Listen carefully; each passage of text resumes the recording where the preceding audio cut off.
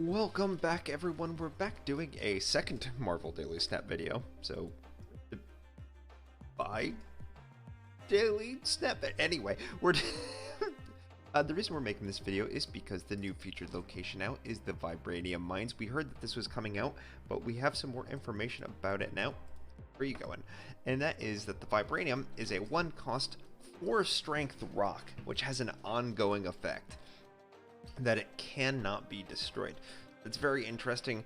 Unfortunately, it means it doesn't work with Patriot decks, but that is good for me because I do not own Patriot. But what it does mean is that there are two viable decks that I can think of right off the top of my head to play with that. The fact that it is a 1-cost means that a Zoo deck would be very good. So this is the Invisible Zoo deck that I've been running recently. To mixed results, I was running it in Death's Domain. It did not work at all. I've been running it since and having slightly better results. The general idea of this deck is the same as any Zoo, to play out your 1-costs by turn 3 with this deck. You want to get them out on turn 3, so you do want to be playing them as they come in and buffing them up, or using Angela as a way to get buffed up as well. Turns 4, 5, and 6 are generally Xar, Blue Marvel, Onslaught. That is quite a bit of power you're trying to throw in there. That's why one tech card that you might want to think about throwing in there, one is Cosmo to protect your units that have the ongoing effects, which are Khazar, Blue Marvel, Onslaught. You also, Invisible Woman is something I tech in instead to hide them, but you could also tech in something like a Wave. And if you can get Onslaught on the field early, he's an ongoing effect, not a reveal effect, so he stays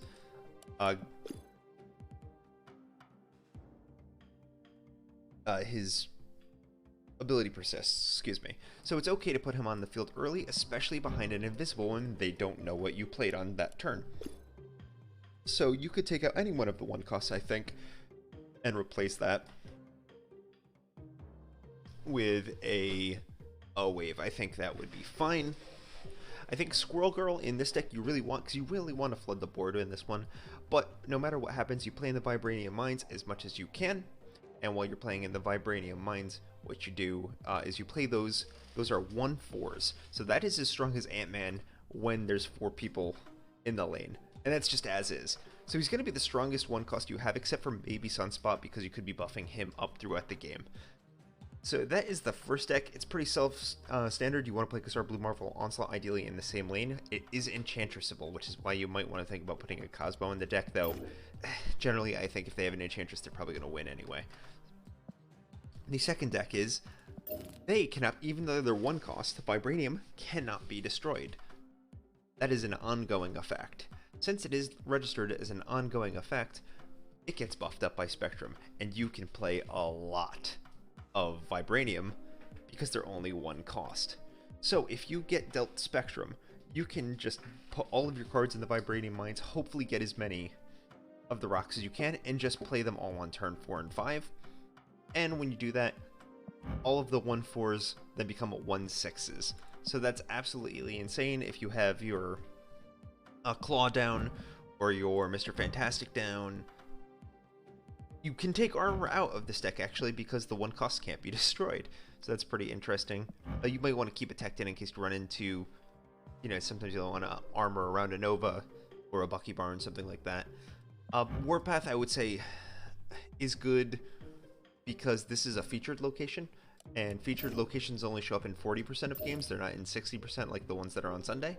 So there's actually a good chance you're not going to run into the Vibranium mines. So keep Warpath in there because you still could play on 2 lanes there. If you do run into the Vibranium mines, you probably don't want to play Warpath. You'll just be the 4/5 because you'll have so many rocks that you can play in all 3 lanes, and all 3 lanes will get buffed up by Spectrum. So that's the general idea. Professor X, same thing. If you're playing the Vibranium rocks, you're probably not playing him, but good to keep them in case you don't. But those are my decks that I will play. There'll be some videos on that tomorrow, but I wanted to get ahead of the mines right now and show you what I'll be playing. If there's any decks that you guys are running or any decks you want to see, let me know in the comment section. As always, like and subscribe. This is GemmachineEsq. Keep on snapping.